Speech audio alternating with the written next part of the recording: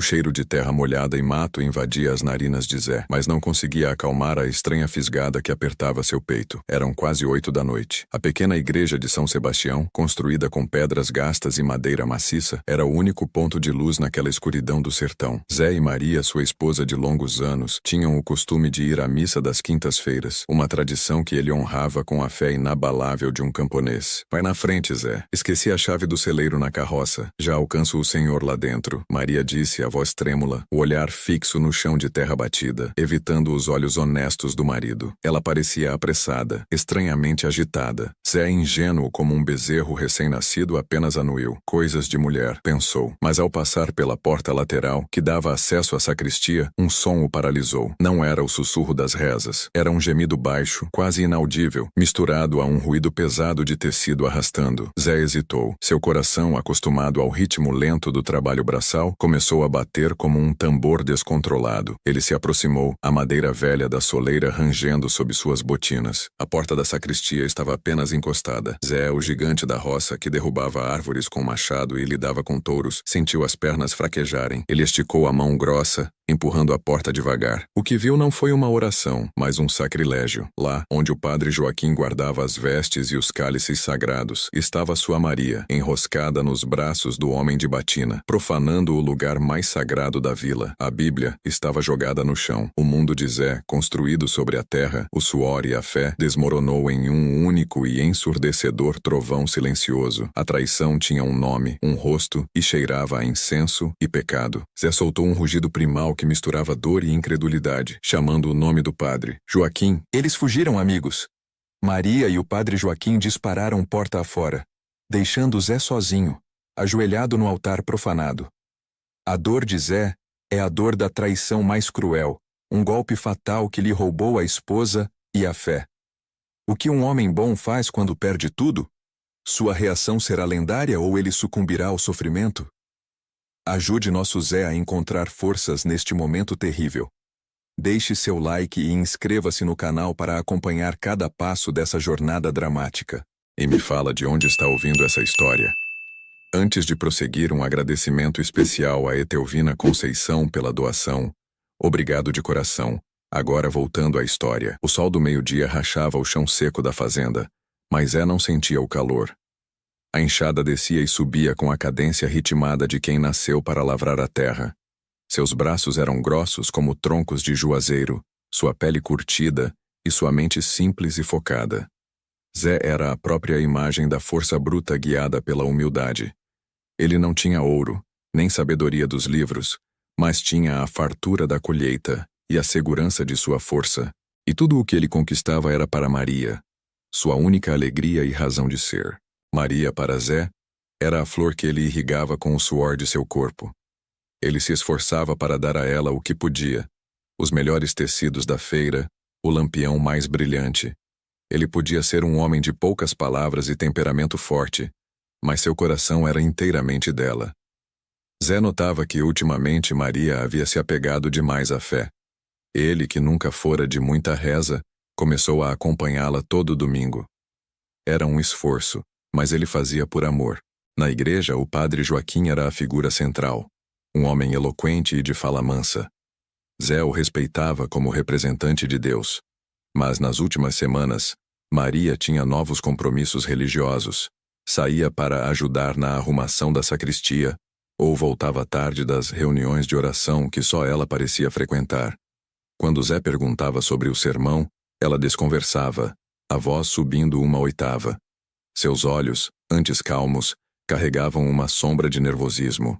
Zé tentava reprimir a dúvida que roía sua alma. Como homem da roça, ele confiava na lei da natureza e na palavra dada.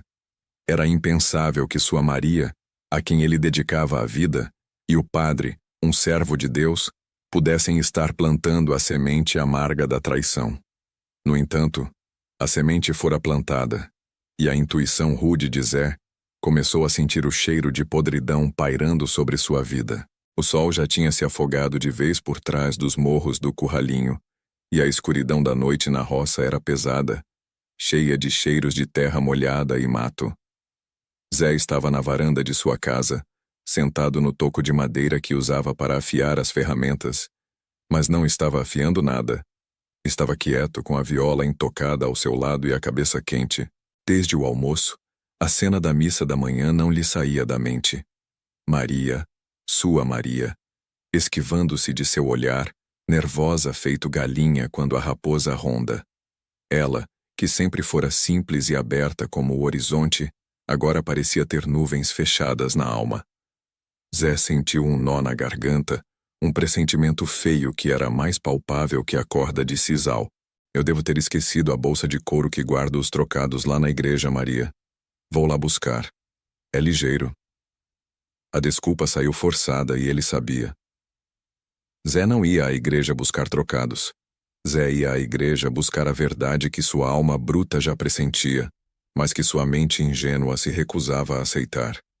Ele amava Maria com a força da terra que ele lavrava, e o pensamento de que ela pudesse estar o enganando era como ter o ar roubado dos pulmões. Ele pegou o lampião, acendeu a chama fraca e começou a descida para a capela de São Bento. Cerca de 1 légua dali, a caminhada sob o céu sem lua, salpicado apenas por estrelas distantes, era geralmente um bálsamo. Mas naquela noite, cada passo das suas botas pesadas sobre o chão de cascalho parecia um martelo batendo na têmpora. Ele pensava em cada dia de sol a pino, cada gota de suor derramada para que Maria tivesse o melhor milho, a melhor roupa. Tudo que Zé era, ele devia a ela. E toda a sua devoção à igreja e a Deus era na verdade uma devoção ao brilho nos olhos de Maria, quando ela falava de fé e do padre Joaquim. Quando chegou perto da pequena capela de pau a pique, tudo estava silencioso, exceto pelo canto dos grilos e o murmúrio da pequena cascata que passava atrás do cemitério. Ele ergueu o lampião. O lugar parecia abandonado.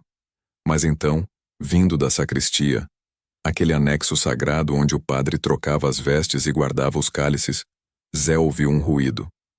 Não era vento, nem rato. Era um som abafado, um riso contido que se cortou rápido. Seu coração, acostumado ao ritmo lento do trabalho braçal, disparou como cavalo chucro. Ele não precisou de mais. A ingenuidade de Zé tinha finalmente se esgotado, substituída por uma fúria fria. Uma força que vinha de anos reprimindo a dor e o cansaço. Ele se moveu em direção à porta lateral da sacristia, uma porta de madeira antiga e simples, que só tinha um ferrolho de ferro por dentro.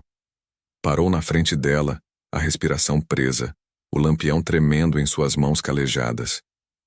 Ele ouviu então algo inconfundível. Um gemido, e logo depois a voz sussurrada que ele conhecia melhor que a sua. A voz de Maria. Mais devagar, Joaquim, por favor. Alguém pode ouvir. A voz dela estava cheia de pânico, mas também de uma paixão que Zé nunca tinha conhecido. O nome, o sussurro, a urgência. O padre Joaquim.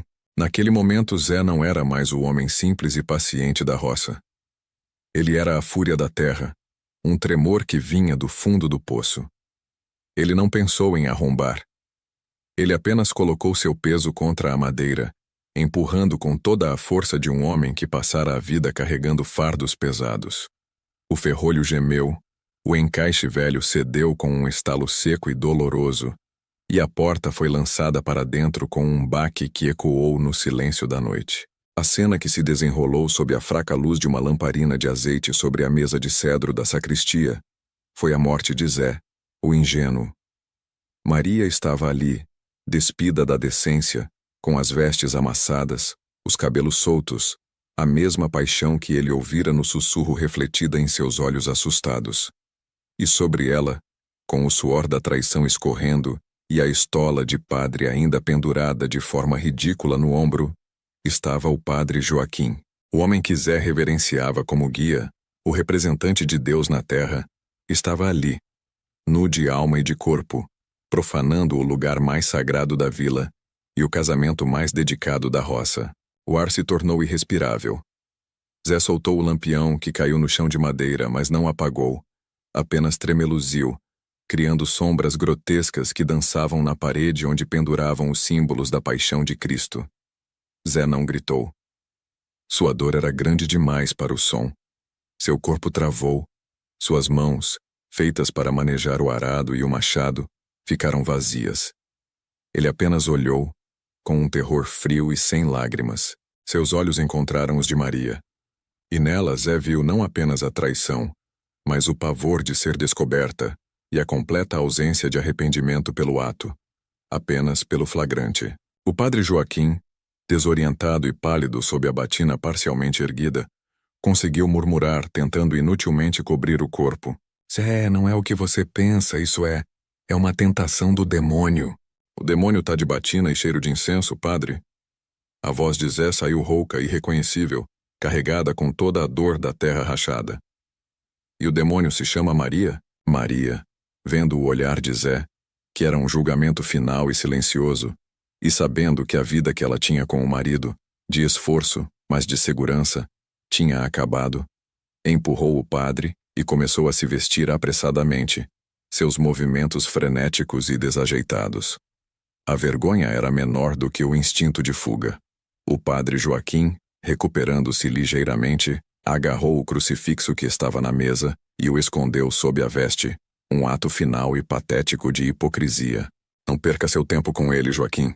Ele não entende. Maria gritou puxando o braço do padre. Eles não encararam Zé novamente.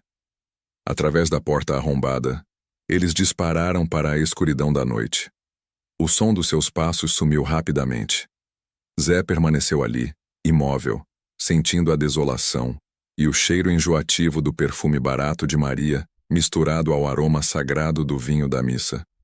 O silêncio voltou, mas agora era um silêncio pesado, carregado pela presença da mentira. Zé estava no meio da sacristia, o coração feito em migalhas, a fé, a sua devoção a Maria, destroçada. A única coisa que sobrou foi a força bruta de suas mãos e a vastidão vazia da sua vida roubada.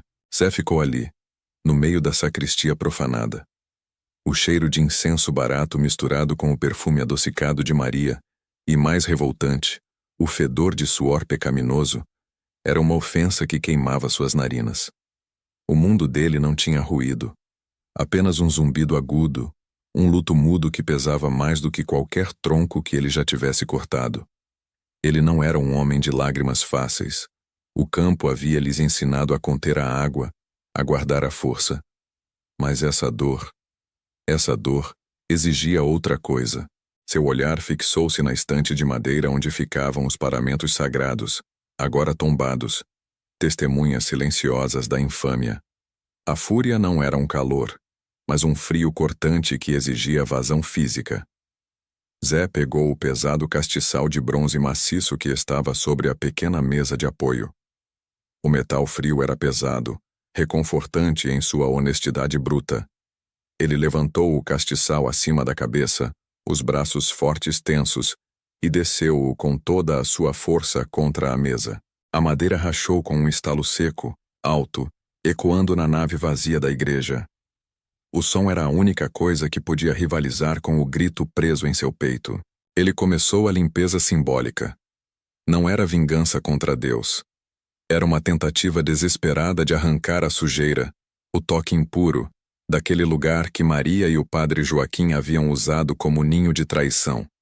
Ele virou armários, jogou vasos de flores murchas contra a parede e quebrou em pedaços pequenos uma imagem de gesso de um santo qualquer, que agora lhe parecia um fantoche de barro. O ato de destruição era um trabalho, tão extenuante quanto cavar uma cisterna em solo duro.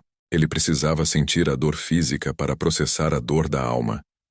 Cada pedaço de madeira quebrado, cada objeto sagrado virado, era um pedaço da fé ingênua que ele depositara em sua esposa e em seu guia espiritual, que se desintegrava.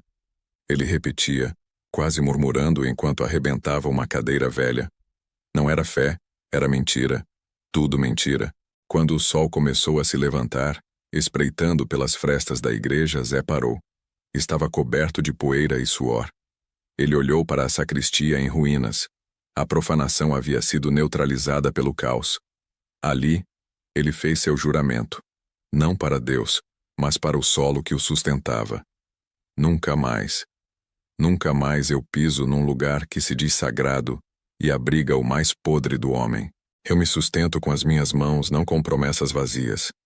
Ele deixou a igreja cambaleando sob o peso do dia que nascia, um homem nu de ilusões, carregando apenas a casca de sua força. No dia seguinte, o cheiro de terra molhada e suor dominava o terreiro de Zé. Ele estava arando a terra sob um sol forte, encontrando a única paz possível no esforço honesto. A noite havia sido uma vigília em claro, e o corpo pedia o castigo do trabalho. Foi nesse cenário de suor e honestidade brutal que Padre Joaquim surgiu, vestindo sua batina mais limpa, um farrapo branco e imaculado contra a poeira vermelha. O padre, sempre robusto, parecia pálido e miúdo, com o nervosismo a transparecer nos gestos apressados. Zé, meu filho, espere. O padre chamou tossindo ao inalar a poeira levantada pelo arado rudimentar. Zé parou, a mão calejada agarrada ao cabo da pá de ferro que usava para revolver os torrões mais resistentes. A pá, pesada e afiada, parecia uma extensão natural do seu braço. Ele virou o corpo lentamente, o olhar vazio e frio cravado no padre. Não havia mais respeito, apenas um abismo de desprezo. Padre, Zé disse a voz rouca, sem entonação. Era a primeira vez que usava a palavra desde o flagrante, e ela soou como um insulto. O padre Joaquim tentou sorrir, mas o gesto falhou miseravelmente. Eu vim falar sobre o que aconteceu, sobre o erro, o lapso. Zé, meu bom homem, você sabe, as fraquezas da carne. Maria e eu fomos tentados pelo demônio, mas é crucial que isso fique entre nós. Pela comunidade, Zé, pelo nome da igreja. Não podemos manchar. Zé ouviu cada palavra. O silêncio dele era mais ameaçador do que qualquer grito. Enquanto o padre tagarelava sobre tentação e reputação, Zé inclinou a cabeça e lentamente cravou a ponta da pá na terra, usando-a como apoio. Seus olhos não desgrudavam dos do padre, transmitindo uma ameaça que transcendia o entendimento letrado do religioso. Zé não precisava de palavras complexas para transmitir sua intenção. Ele estava ali, o homem da roça, com as mãos que cavavam e batiam, encarando a hipocrisia de quem falava em nome de um Deus que permitiu aquela ruína. O padre se calou, engolindo em seco ao ver o brilho perigoso no olhar de Zé e a forma como ele apertava o cabo da ferramenta. A distância entre eles parecia intransponível. Manchar? Zé finalmente falou, e sua voz, embora baixa, vibrou de poder. O senhor, Padre Joaquim, manchou a alma de um homem que só sabia trabalhar e ser honesto. Manchou a casa que dizia ser de Deus. O que o senhor pensa que eu sou? Um fofoqueiro? Um passarinho que sai contando miséria para ganhar atenção? Zé riu, um som seco e horrível. Eu não preciso disso. A minha honra se mede pelo quanto eu suo para botar comida na mesa, não pelo que eu conto ou deixo de contar. Ele puxou a pá da terra com um movimento rápido e forte, erguendo-a levemente. O padre deu um passo para trás, o pavor desenhado em sua face. Ele temia a fúria bruta de Zé muito mais do que temia o juízo de Deus. Eu não vou comentar nada. Zé continuou fitando a ponta de ferro da pá. Porque para mim o senhor e ela viraram esterco, e eu não perco meu tempo revirando esterco. Agora saia da minha terra, Padre Joaquim. Saia daqui e nunca mais olhe na minha cara. Saiba que o senhor só está vivo e inteiro porque, por um fio, eu lembro que o senhor veste essa fantasia. Não me faça esquecer. O padre, tremendo, virou as costas e fugiu do terreiro de Zé, sem olhar para trás, deixando Zé sozinho com sua pá e sua nova e terrível solidão. Zé estava quebrando a terra como se tentasse quebrar os próprios ossos. O sol do meio-dia fritava a nuca, e o suor escorria em riachos salgados, misturando-se à poeira vermelha que a enxada levantava. Fazia dias que ele canalizava toda a sua dor e fúria naquele trabalho braçal, tentando se afogar na exaustão. A terra era o seu único refúgio seguro. A terra não traía, apenas devolvia o que lhe era dado em trabalho bruto. Mas mesmo ali, entre sulcos e torrões, o fantasma da sacristia profanada e a visão de Maria fugindo com o padre Joaquim o assombravam. De repente, um som diferente rompeu a cadência rítmica da enxada. O atrito seco de madeira sendo arrastada. Parado do outro lado da cerca de arame farpado, estava um homem. Um senhor muito idoso, de barba rala, passos lentos e a coluna ligeiramente curvada pelo peso dos anos. Ele parecia um graveto ressecado, mas carregava algumas tábuas velhas, com uma determinação surpreendente para sua idade. Era o novo vizinho.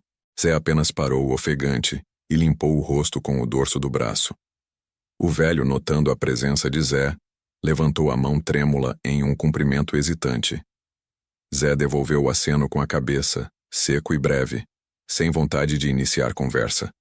Ele precisava manter a distância, manter seu muro emocional intacto, mas o campo era pequeno demais para a solidão completa. O velho trabalhou a manhã toda num ritmo incrivelmente lento. Zé o observava de soslaio. Ele estava delimitando um pequeno espaço de terra, fincando 4 estacas tortas com dificuldade, parando a cada martelada para respirar profundamente. Seu esforço era visível, quase comovente, mas Zé não se moveu para ajudar. Ele não tinha energia para a gentileza, a não ser a que dedicava à sua própria sobrevivência. No final da tarde, o velho se aproximou da cerca. Seu rosto estava vermelho e suado, mas um sorriso gentil iluminava as rugas profundas ao redor dos olhos. "Bom dia, moço. Zé, é seu nome, não é?" A voz do velho era fina, mas carregada de uma doçura que Zé não ouvia há muito tempo. "É." Zé respondeu, apoiando-se no cabo da enxada, olhando para o chão. "Eu sou Elias. Seu Elias. Vi o senhor trabalhando. Muita força no braço, meu filho. Eu me mudei hoje, mas a idade, ela cobra a conta. Eu tô precisando de uma ajuda pequena, se não for muito incômodo." Seu Elias hesitou, coçando a cabeça. "O senhor que lida com material velho na roça, o senhor não teria uns pregos usados enferrujados mesmo? Os novos são um luxo que eu não posso bancar agora, e eu só preciso de algo que segure a madeira com firmeza." Zé, que podia ser brutal em sua fúria, nunca foi mesquinho. Largou a enxada e, sem dizer uma palavra, foi até o galpão e voltou com uma lata velha cheia de pregos misturados e parafusos de cerca. Ele entregou a lata por cima do arame farpado. "Aqui. Serve", disse Zé, voltando a se apoiar no cabo de sua ferramenta. Ele esperava apenas um agradecimento rápido e que o velho fosse embora. Seu Elias pegou a lata com as 2 mãos como se fosse um tesouro. "Agradecido, Zé. Que Deus lhe pague a generosidade. O senhor não imagina o quanto isso me ajuda a realizar o meu sonho." A menção a Deus fez Zé estremecer internamente, mas ele tentou ignorar. A curiosidade, porém, falou mais alto do que o seu desgosto. Afinal, o que um homem naquela idade, com recursos tão limitados, estava tentando construir com tanta determinação? "O senhor está construindo o quê, seu Elias? Vi que as tábuas são finas demais para um galpão de ferramenta." Seu Elias sorriu. E desta vez o sorriso era radiante, puro. Ele apertou a lata de pregos contra o peito e olhou para as 4 estacas mal fincadas no chão. "Ah, meu filho, o senhor nem imagina a da alegria. É o meu sonho de vida. Eu tô fazendo uma igreja, uma capela bem simples, sabe? Pequenininha, só de oração. Para ter um lugar onde a gente possa se ajoelhar e pedir o conforto. Não precisa de luxo, Zé. Deus está em todo lugar, mas eu queria que ele tivesse um teto aqui na nossa terra." Aquelas palavras atingiram Zé como um golpe de martelo no peito, mais forte do que qualquer traição física. Uma igreja. Bem ali, ao lado de sua casa, o velho estava levantando um símbolo de tudo que havia destruído sua vida. A palavra conforto ecoou, sarcástica. Para Zé, o templo sagrado agora era apenas um palco para a hipocrisia e o pecado. Zé ficou paralisado. Ele sentiu o sangue subir-lhe à cabeça. A mesma fúria devastadora que o fizera quebrar a sacristia, ameaçando explodir. Ele queria gritar, queria agarrar a lata de pregos e jogá-los longe, queria arrancar as estacas da terra, mas o rosto de seu Elias era de uma inocência tão profunda que o ódio ficou preso em sua garganta. Uma igreja. Zé conseguiu balbuciar sua voz rouca. Ele olhava para o velho, depois para as estacas, e sentia a náusea do desespero. Não havia mais para onde fugir. A fé, a traição e o símbolo da sua ruína estavam invadindo seu único santuário. Seu Elias continuou a falar, ignorando a reação de choque de Zé. "Vai ser só de madeira de demolição, Zé. Humilde. Mas a fé não precisa de riqueza, só de um lugar para respirar. É um trabalho devagar, mas a pressa não combina com a fé." Ele acenou novamente, Se virou e, mancando, começou a colocar um dos pregos que Zé lhe dera sobre uma das tábuas. O primeiro som da construção, tum, ressoou, baixo, mas insistente. Era o som do sonho do velho Elias, mas para Zé, era o som de uma nova prisão se fechando ao redor de sua alma. Ele jurou, internamente, que jamais colocaria os pés naquele lugar profanado, mesmo que tivesse que conviver com a visão da cruz todos os dias. O primeiro golpe de martelo ressoou como um tiro na cabeça de Zé. Tum, tum, tum. Não era o som ritmado e constante da forja ou do trabalho pesado na cerca, onde ele esperava barulho. Era um som intermitente, incômodo, metálico e seco, que parecia cronometrar os batimentos da sua raiva. Zé estava na parte de baixo do pasto, onde a terra era mais dura, e ele precisava de mais esforço para arar. Ele cavava fundo, soltando torrões vermelhos, tentando usar o cansaço do corpo para calar o barulho da alma. Mas o martelo de seu Elias, lá em cima, perto da divisa, parecia ter vida própria e um propósito cruel. Lembrá-lo. Lembrete do que foi quebrado, do que foi profanado. Maldito seja o padre, maldita seja a igreja, maldito seja esse barulho de madeira e prego. Zé resmungava, limpando o suor grosso com a manga da camisa puída. Ele não queria olhar para cima. Olhar significava dar importância, e dar importância significava reviver a imagem de Maria e Joaquim se agarrando. Ele tentou se concentrar no cheiro da terra molhada, no ranger da enxada no cascalho, na dança dos urubus no céu alto. Ele pensou nos bois, no preço do milho, em qualquer coisa mundana que pudesse esmagar o tum. Tum, tum. Mas o velho era incansável. Zé, um homem na flor da força, se sentia humilhado pelo ritmo de trabalho daquele ancião. Seu Elias, que devia ter uns 80 anos, talvez mais, trabalhava como um jovem possesso. Zé olhou para cima sem querer. O sol estava a pino, castigando a nuca de qualquer um, mas lá estava seu Elias, de chapéu de palha gasto, equilibrado numa tábua, batendo os pregos com uma precisão lenta, mas constante. Pessoas passavam na estrada de chão batido, vizinhos de longe indo para a cidade ou voltando. Eles paravam curiosos. Zé conseguia ouvir os diálogos, mesmo de longe. A voz de seu Elias era rouca, mas cheia de uma alegria que Zé não sentia há anos. Que é que o senhor está aprontando aí, seu Elias? Isso vai ser um depósito de ferramenta? Perguntou um rapaz montado num burro. Seu Elias parava, colocava a mão nas costas e sorria, revelando a falta de alguns dentes. Depósito não, meu filho. É o sonho da minha vida. Tô levantando uma capela. Uma grande igreja. Para toda a vizinhança. O rapaz ria. Um riso respeitoso, mas cheio de descrença. Uma igreja grande, seu Elias? Com esses palanques tortos? O senhor não vai dar conta, não. Isso é trabalho para mutirão, não para um homem só. A força não vem do braço, não, meu rapaz. Vem de cima. Respondia seu Elias, e voltava ao trabalho. Tum, tum, tum. Zé observava essa cena se repetir várias vezes ao longo dos dias. Várias pessoas riam. Não riam de seu Elias, mas da ideia. Riam da pretensão de um velho sozinho construir algo grande e sagrado com restos de madeira e pregos enferrujados. Grande igreja. Zé pensou com amargura enquanto puxava uma raiz teimosa do solo. Padre Joaquim dizia que a igreja dele era grande. Grande em hipocrisia, isso sim. O que mais intrigava Zé era a persistência. O sol queimava como fogo. E Zé precisava parar para beber água na moringa. Mas seu Elias continuava. Veio a chuva. Uma tempestade daquelas que lava o morro e inunda o pasto. Zé correu para o alpendre, xingando o tempo. Mas quando a garoa fina virou apenas um chuvisco irritante, Zé viu seu Elias lá, molhado até os ossos, martelando. Não parecia apressado, nem desesperado. Apenas dedicado. Aquele trabalho incessante sob o sol ou a chuva começou a corroer Zé de uma maneira diferente do ódio. Começou a gerar uma dúvida incômoda. Zé sempre mediu o valor do homem pela força e pelo suor. Ele próprio era o exemplo disso. Seu valor estava na quantidade de terra que ele conseguia revirar em um dia, no peso do fardo que ele carregava. Mas seu Elias não tinha mais força bruta, Ele tinha apenas persistência. E de alguma forma aquela persistência movia mais terra, ou neste caso mais madeira, do que a raiva de Zé. O barulho do martelo, antes um símbolo da traição, agora se tornava um sutil julgamento sobre a própria indolência de Zé. Não a indolência física, mas a moral.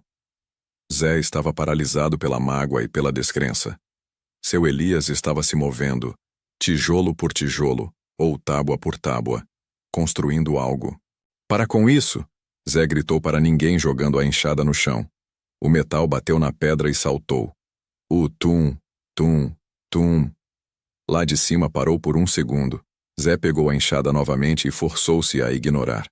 Ele tinha que ser mais forte que o velho, mais forte que o martelo, mais forte que a memória. Mas a imagem do velho, sorrindo e falando de sua grande igreja com aquela fé inabalável, não saía da sua cabeça.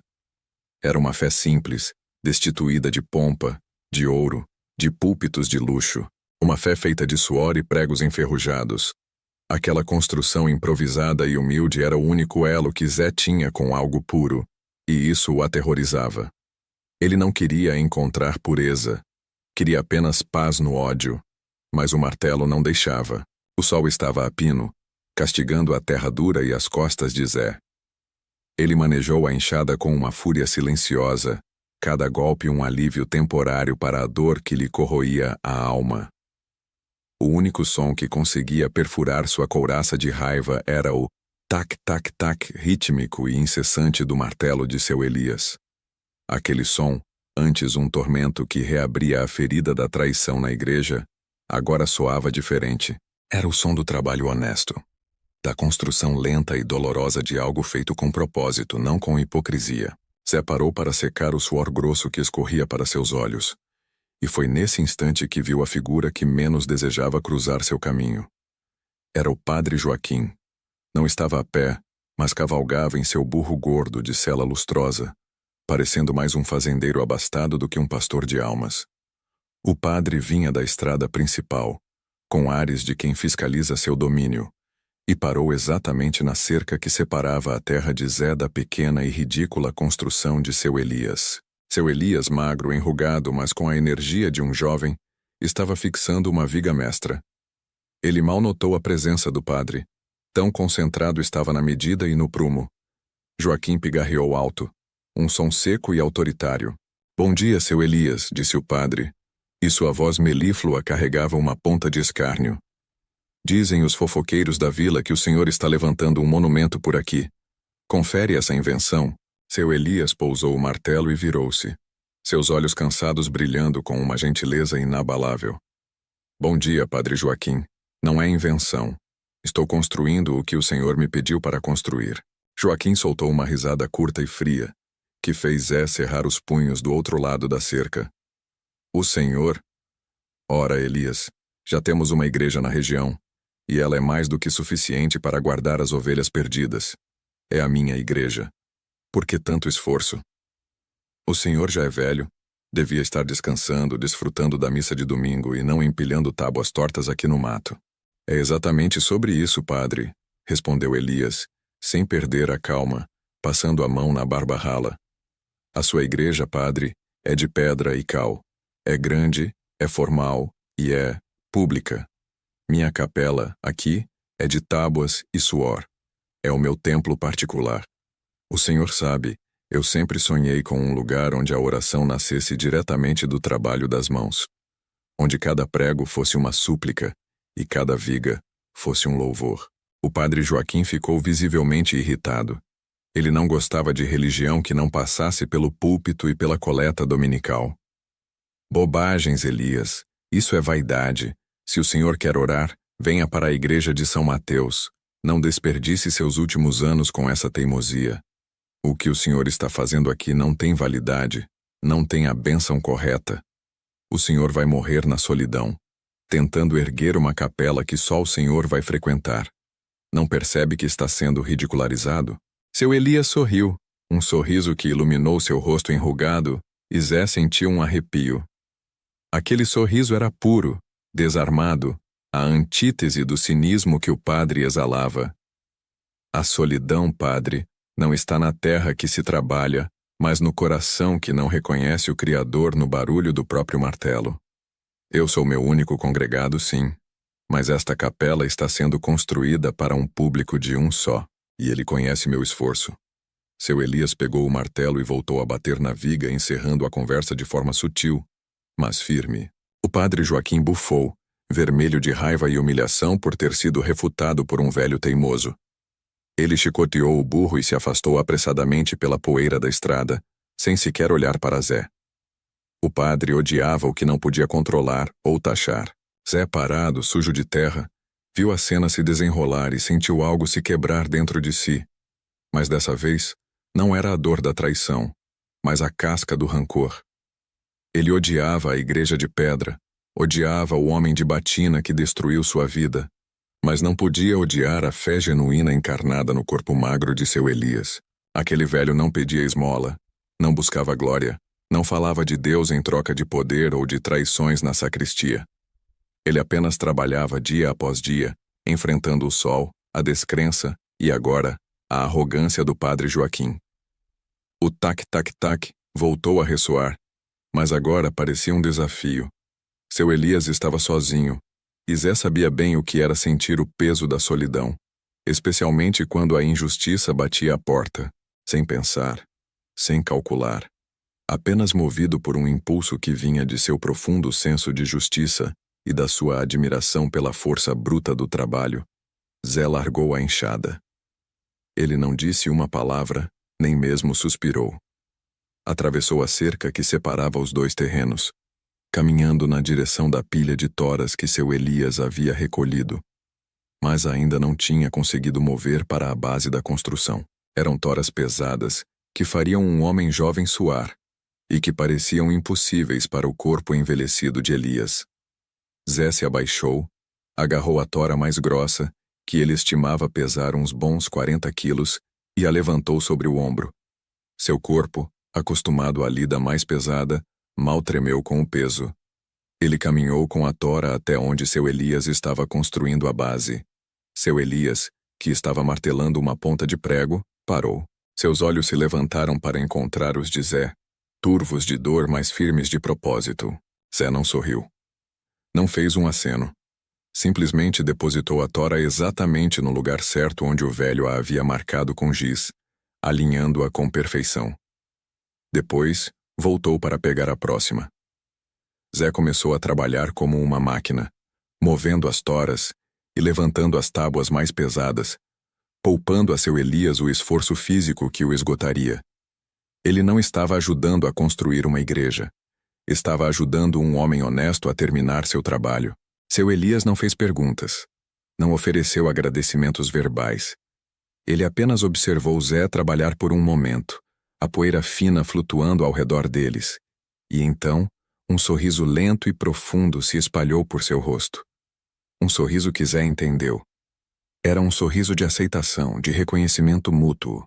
Os dois, o jovem traído e o velho incompreendido, se uniram em silêncio, ligados pelo suor e pela dignidade do trabalho braçal, ignorando o mundo lá fora e a hipocrisia que haviam acabado de testemunhar. Zé e seu Elias trabalhavam num ritmo que parecia desafiar a passagem do tempo. A sinergia entre eles não precisava de palavras, era guiada pelo ritmo seco e constante do martelo. Tum-tum, uma batida firme.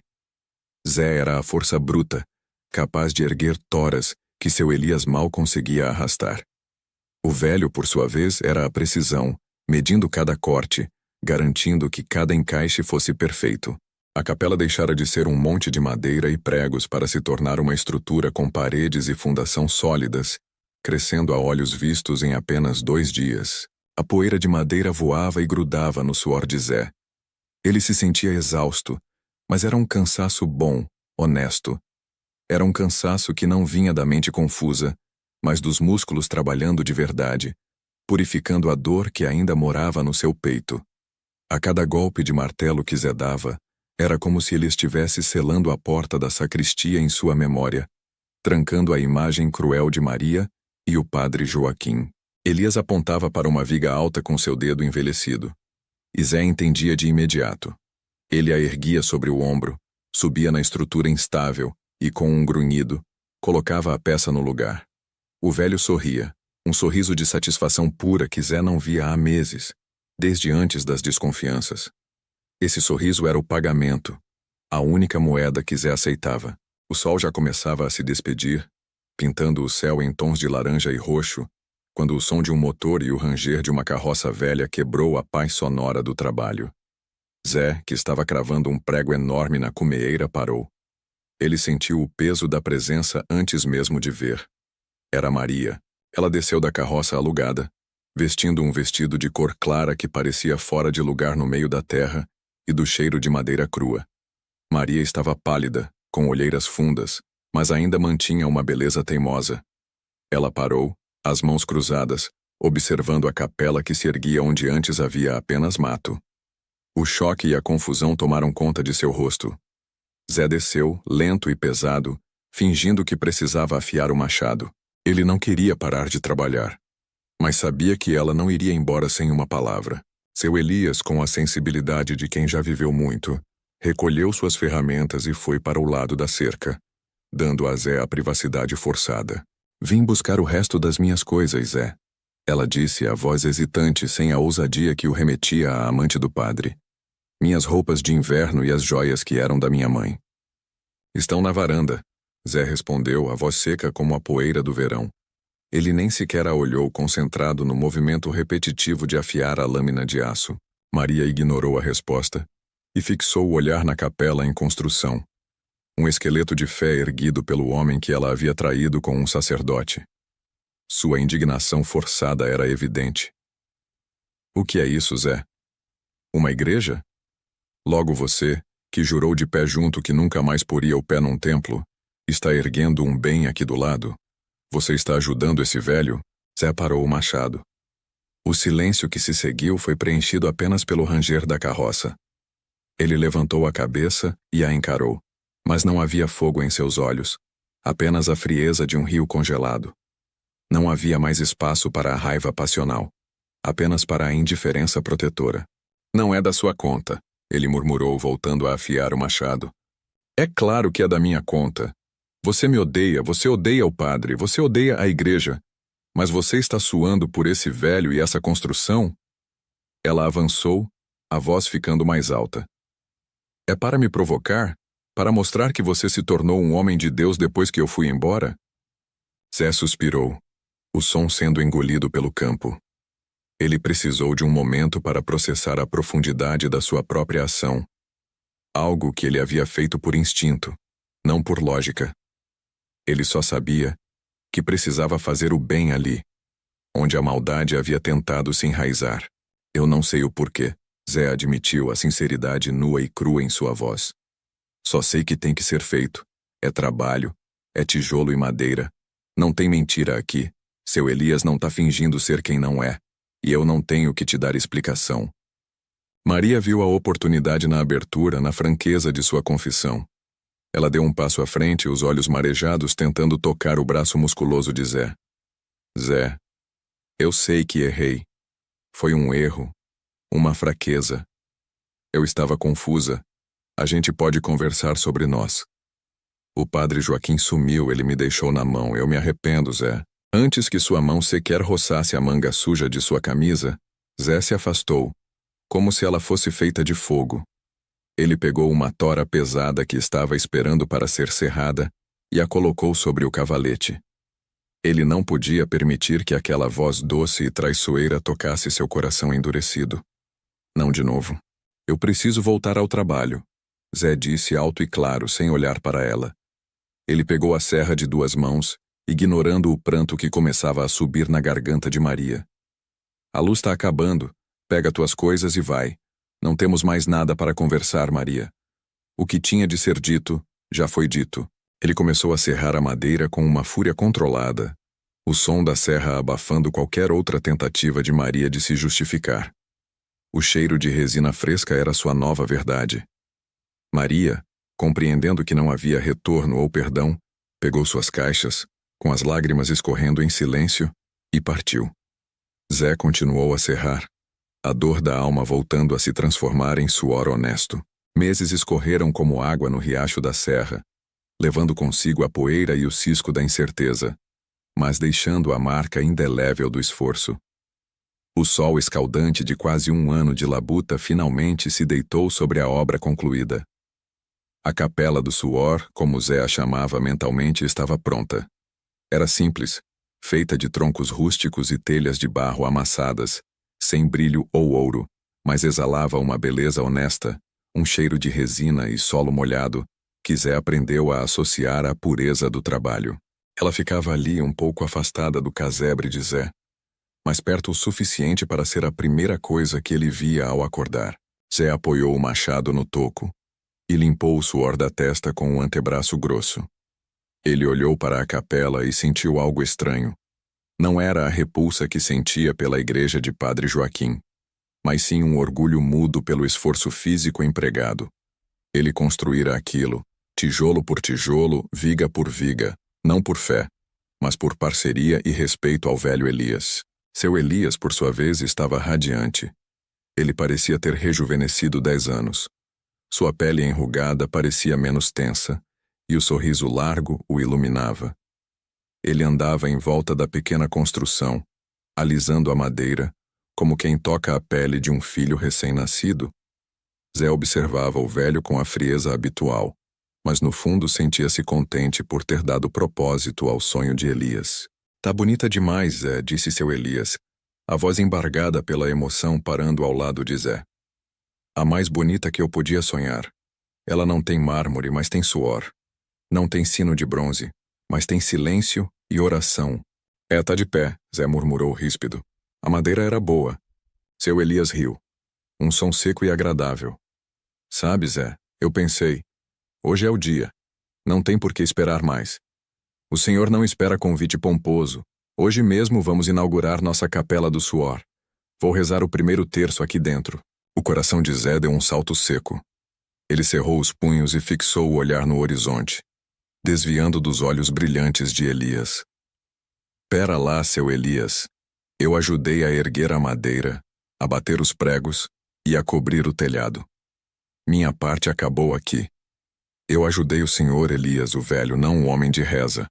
Não conte comigo para a missa, não. Eu tô fora. Minha ajuda era no braço, não na alma." Ele esperava que Elias ficasse chateado, talvez até implorasse, mas Elias apenas sorriu, um sorriso que continha a sabedoria de toda a vida na roça.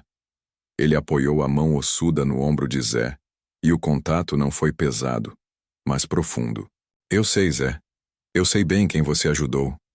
E sua alma, meu filho, ela esteve aqui todos os dias, no peso da tora que você carregou e no martelo que você bateu.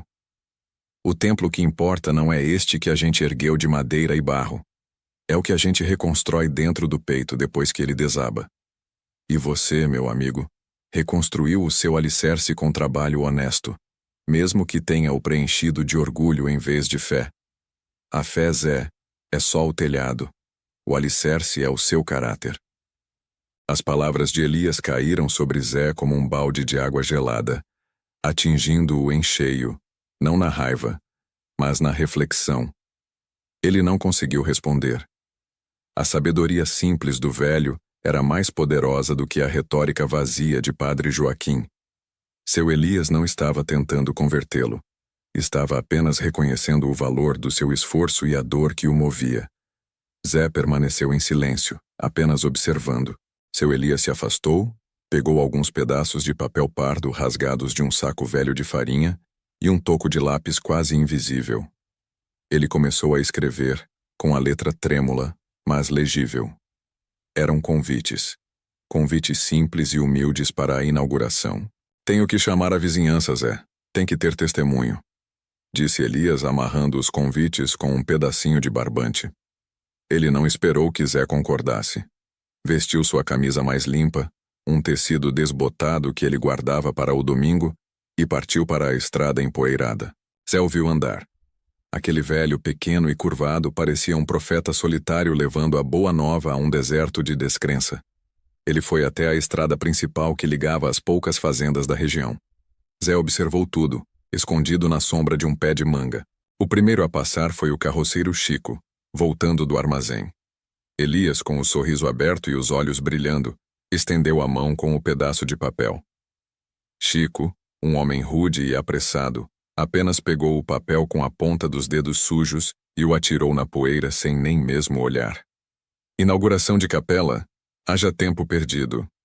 Zé ouviu Chico resmungar, antes de chicotear o burro.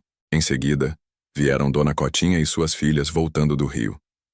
Seu Elias repetiu o gesto. Dona Cotinha pegou o convite, examinou a letra trêmula e soltou uma risada nasalada, cheia de escárnio. Imagine só, uma igreja de palito de dente? Ele tá ficando caduco mesmo, ela disse para as filhas que riram e rasgaram o papel em tirinhas, jogando-as no vento como confetes de zombaria.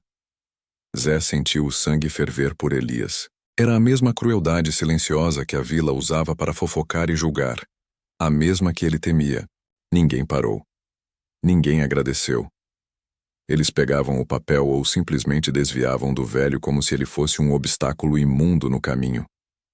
A arrogância dos que se consideravam justos e frequentavam a igreja pomposa de Padre Joaquim era visível no desprezo que demonstravam pelo templo humilde erguido pelo esforço de um homem pobre.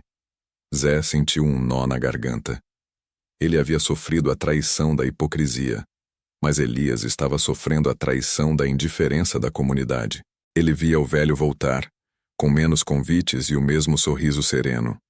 Ele não parecia desanimado, parecia de alguma forma fortalecido. Zé pensou: o que faria Elias seguir em frente diante de tanto desprezo?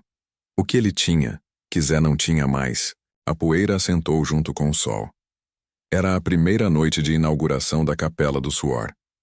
Eu estava sentado no degrau da minha varanda, a uma distância segura, comendo um pedaço de pão duro e queijo curado. Aquele cheiro de madeira nova, misturado ao aroma do orvalho caindo no chão de terra seca, pairava no ar. Seu Elias estava lá, no meio da clareira que havíamos aberto juntos. Ele vestia sua melhor roupa de domingo, um terno marrom puído, mas limpo, e havia acendido 2 lampiões a querosene que projetavam sombras longas e fantasmagóricas sobre a fachada rústica que construímos com tanto esforço.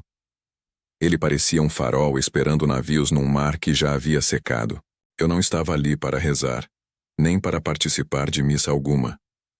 Eu estava ali por ele, por seu Elias. Meu coração, endurecido pela traição, ainda guardava respeito pelo suor honesto. Eu queria ver a alegria dele, a consagração daquela fé que não tinha preço, nem luxo, nem sacristia para se esconder. Mas os minutos passavam. O sino, uma pequena peça que Elias havia comprado com as economias de uma vida, permanecia mudo. Não se ouvia o som de carroça nem o barulho de cascos na estrada de terra.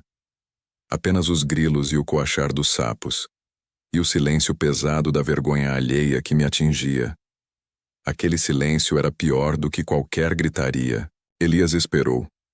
Ele esperou com a paciência que só a velhice e a verdadeira fé trazem. Vi ele ajeitar os poucos bancos de madeira, alisar a toalha no altar improvisado, olhar para a estrada com aquela expectativa infantil que parte a alma da gente. Ninguém veio. Nenhuma alma viva. Aquele povo da roça, tão rápido para a fofoca e tão lento para o reconhecimento, tinha escolhido rir por trás das portas fechadas. Eles preferiram o conforto da hipocrisia na igreja grande do Padre Joaquim do que a verdade nua e crua daquela capela de barro e suor.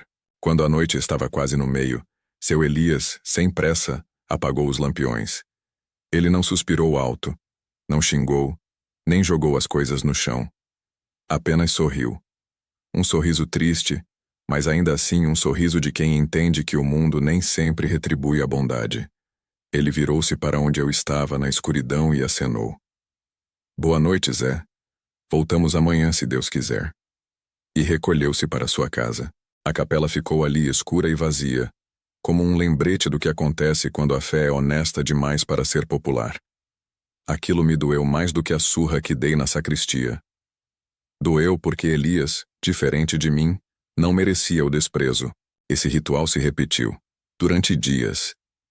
Eu voltava do trabalho no campo e seu Elias já estava ali, ajeitando as coisas. E durante dias, a capela do suor permaneceu vazia. Nenhuma oferenda, nenhuma vela acesa. Era como se a terra tivesse engolido aquele pequeno templo. Enquanto isso, o burburinho na igreja de Padre Joaquim só aumentava.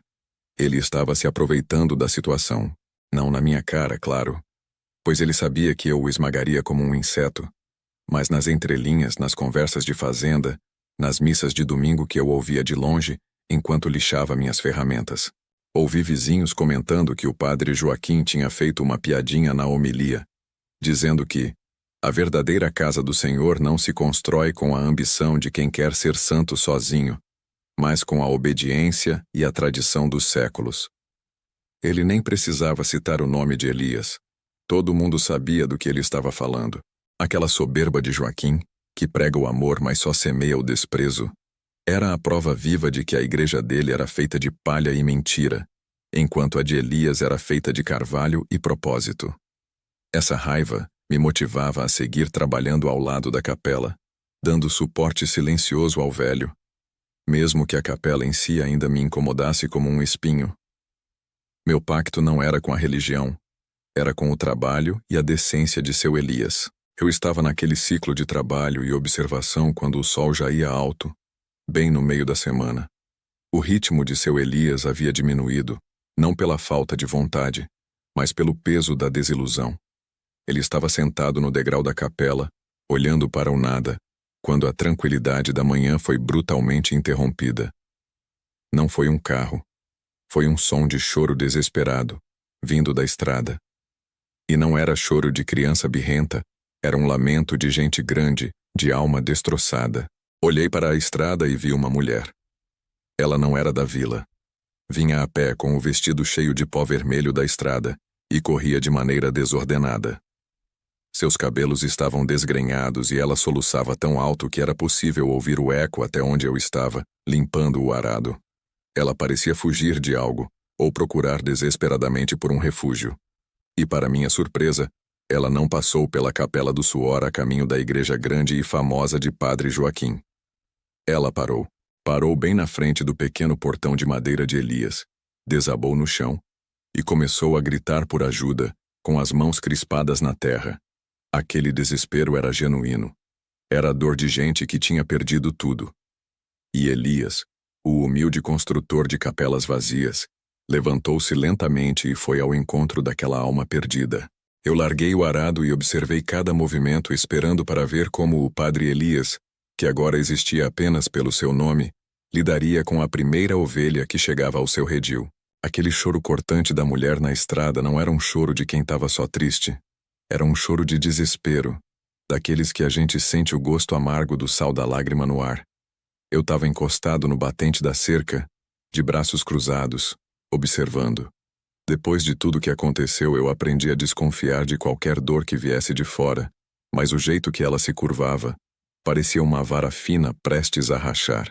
Seu Elias, com a calma de um rio lento, foi até lá. Ele não perguntou o nome dela de cara, só ficou parado, esperando. A mulher, que depois descobrimos chamar Rosa, levantou o rosto. Estava marcado de cansaço, poeira da estrada e uma tristeza que parecia ter envelhecido ela há uns 10 anos. Ela começou a falar entre soluços, e o que ela disse só serviu para apertar ainda mais a raiva que eu sentia do tal Padre Joaquim. Rosa contou que veio de longe, enganada por um homem que prometeu casamento e depois a abandonou sem eira nem beira. Foi expulsa de onde morava, sem ter o que comer. Chegou na vila, arrastando os pés, e a primeira coisa que fez foi ir à igreja grande, a do Padre Joaquim, pedir ajuda, um prato de comida, um canto para deitar. E o que o padre fez? Mandou ela embora. Com a boca cheia de fariseu, ele disse que a igreja estava com os recursos esgotados, que os abrigos estavam cheios e que ela deveria procurar a caridade em outro lugar. Que cinismo desgraçado! O Padre Joaquim, sentado em seu trono de cedro, com o caixa da igreja que ele desviava para os luxos, recusando uma alma que mal conseguia ficar em pé. Eu senti o sangue ferver, mas me mantive quieto, só observando a cena. Seu Elias ouviu tudo, sem fazer julgamento, sem cruzar os braços como eu, sem a carranca de desconfiança que a vida tinha me ensinado a usar. Quando Rosa terminou, ele só apontou para a Capela do Suor, que era pouco mais que um rancho bem feito, mas era dele, construída com o trabalho de nossas mãos. Moça, ele disse com a voz rouca, aqui não tem ouro nem luxo, mas tem um prato de feijão que acabou de sair do fogo e tem umas mantas no canto. Esta capela foi feita para servir a Deus e ao próximo. Entre. Rosa mal acreditou. Olhou para a igrejinha simples, depois para seu Elias. Ele não pediu nada em troca, nem conversão, nem oração obrigatória. Apenas ofereceu abrigo. Foi a verdadeira caridade se mostrando, sem a pompa e a hipocrisia que eu tinha testemunhado na sacristia meses atrás.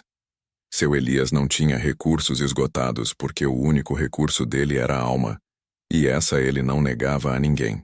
Rosa aceitou e naquela noite, a Capela do Suor ganhou sua primeira hóspede.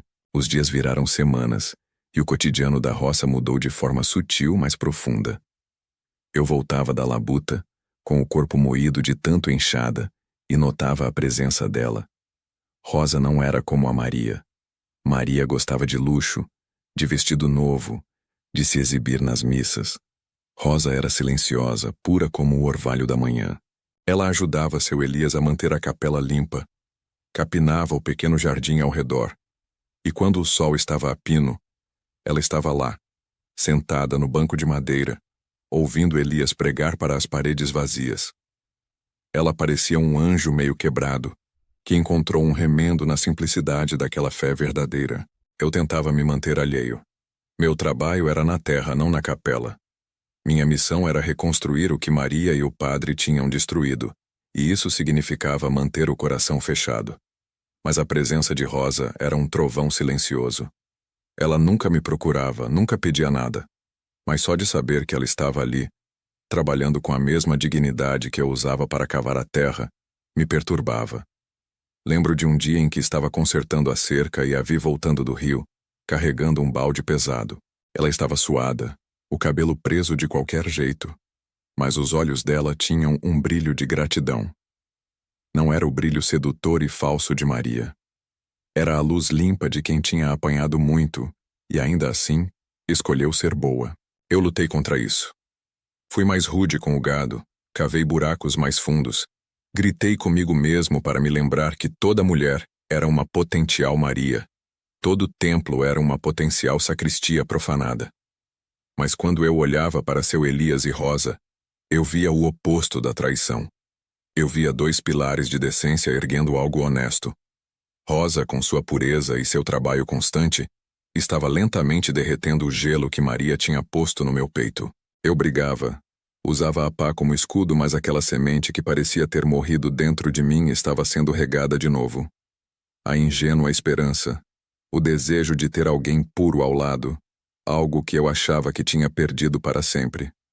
Era um sentimento perigoso e eu fazia de tudo para que ele continuasse adormecido, enterrado debaixo da lida da roça. O sol já tinha virado um hóspede constante e quente na Capela do Suor. Desde que Rosa tinha chegado, o lugar, embora ainda modesto e construído com madeira rústica e pregos enferrujados, parecia ter ganhado uma luz que não vinha só do lampião. Rosa era quieta, mas trabalhava como se a vida dela dependesse disso. Arrumava o pouco que Elias tinha, plantava umas mudas de cheiro na lateral, e nas poucas vezes que seu Elias abria a capela, ela era o único eco fiel às suas preces. Zé observava tudo de longe, por detrás do arame farpado que separava as terras. Ele fingia que estava conferindo o gado ou que consertava uma cerca, mas era Rosa quem ele observava. Ela era o oposto de Maria. Não tinha vaidade, tinha a decência no suor da testa. Elias, com sua bondade que beirava a teimosia, não parou em Rosa. O velho tinha um coração grande demais para caber naquela capelinha, e logo a notícia de que ali havia um abrigo seguro, longe do julgamento azedo da igreja grande, começou a correr como fogo seco na palha. Não demorou mais que uma semana até que chegassem outros. Zé estava puxando água do poço quando viu a carroça. Era uma família. Um casal jovem, o homem com a barba por fazer e os olhos fundos de cansaço, e duas crianças magricelas que se agarravam à saia da mãe. Pareciam ter andado léguas. O homem perguntou pelo padre, mas a mulher dele o corrigiu, apontando para a Capela do Suor. Eles precisavam de comida e de um lugar para deitar a cabeça, nem que fosse por uma noite. Seu Elias, sem hesitar, abriu as portas, ofereceu o pedaço de pão duro que tinha e montou um abrigo improvisado com umas cobertas no canto do cômodo principal. Era caridade na sua forma mais pura e desesperada. E Zé sentiu um nó na garganta, que não era de emoção, mas de preocupação prática. Na manhã seguinte, Zé jogou a enxada no chão com mais força que o necessário e marchou em direção ao velho, sentindo o cheiro de suor e terra úmida que sempre o acompanhava. Elias estava cortando lenha para acender o fogo e fazer o café para seus novos hóspedes. Rosa estava ajudando a mulher a cuidar das crianças. Parecia que a capela já tinha virado uma pequena casa de gente. Seu Elias, Zé chamou. A voz grave e sem rodeios como era seu costume. O senhor vai me desculpar, mas o que é que o senhor está fazendo? Primeiro a Rosa, agora essa família. Se o senhor aceitar todo mundo que aparece na estrada, essa capela vira um cortiço antes de virar um templo. Elias parou de cortar a lenha. Ele estava ofegante, mas sorriu com a calma de quem tinha a paciência de Deus em pessoa. Seu rosto, marcado pelo tempo e pelo sol, parecia irradiar uma luz serena. Zé, meu filho, você me ajudou a erguer as paredes e o teto.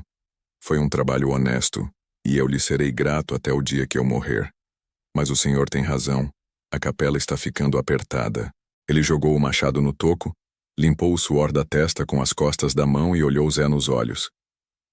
Mas me diga, Zé, quando a gente bota uma semente na terra, a gente escolhe quem vai colher o fruto? Não. Quando chove, a água escolhe quem vai se molhar? Também não. Eu nunca construí essa capela para ser minha, Zé. Eu fiz ela para ser dele. E se ele manda gente faminta, gente cansada, gente que precisa de mais que só reza, quem sou eu, um homem velho e teimoso, para fechar a porta e negar o que nem me pertence? Zé recuou um passo mastigando o interior da bochecha. Ele não tinha resposta para aquela lógica simples e irrefutável. A verdade é que Elias não estava preocupado com tijolos ou reputação, como o padre Joaquim. Elias estava preocupado com estômagos vazios e almas perdidas. Isso confundia Zé, que só conseguia enxergar o mundo pelo prisma da traição e da hipocrisia. A fé, para Zé, era só um véu que escondia a maldade. Mas a fé de Elias era um avental de trabalho, sujo de terra e bondade. Zé resmungou algo sobre precisar consertar o arado e se afastou, deixando Elias sorrindo e voltando ao seu trabalho de caridade. Os dias viraram semanas. A Capela do Suor não era mais apenas um ponto de reza, mas um pequeno centro de ajuda mútua, sustentado pela mão forte e muda de Zé, que continuava a fornecer milho, feijão e lenha, sem nunca pisar dentro para a oração. Ele só via a necessidade e agia. Elias e Rosa, junto da nova família, faziam um pequeno culto todo fim de tarde, quando o sol estava quase caindo. Era simples, sem pompa, sem sinos, só a voz rouca de Elias e a doce melodia que Rosa tentava cantarolar. Em uma dessas tardes, Zé estava encostado na cerca, observando como sempre fazia. Ele estava focado em Rosa, nos gestos dela. Foi então que ele viu a sombra se aproximando pela estrada de terra. Não era um vizinho curioso, nem o padre Joaquim vindo perturbar. Era um homem alto, mas curvado, se apoiando pesadamente em uma bengala gasta. Ele andava com dificuldade, arrastando a perna direita, cada passo um esforço visível de dor. Ele não parou na igreja grande lá embaixo, onde os sinos eram barulhentos e os bancos eram acolchoados. Ele subiu a ladeira lentamente, vindo direto para o templo de madeira e suor de seu Elias. O homem que se identificou como Cícero entrou na capela e se sentou com grande alívio no banco mais perto da porta. Elias o recebeu com o calor de sempre, sem fazer perguntas, apenas dando-lhe um copo de água fresca. Cícero disse que não estava ali por abrigo ou comida, mas sim pela missa. Ele disse que algo, ou alguém, tinha colocado aquele lugar na sua mente, que ele precisava estar ali. Zé, do lado de fora, apertou os olhos. Mais um doido, pensou ele, que veio procurar milagre onde só tem poeira. O culto foi rápido. com Elias lendo um trecho sobre a força da fé e Rosa cantando como se fosse um anjo, apesar de Zé ainda achar que ela tinha a voz um pouco desafinada. Cícero assistiu a tudo com uma concentração fervorosa. Quando Elias terminou e deu a bênção, Cícero suspirou fundo. Ele se levantou, lentamente, apoiando-se na bengala para sustentar o peso.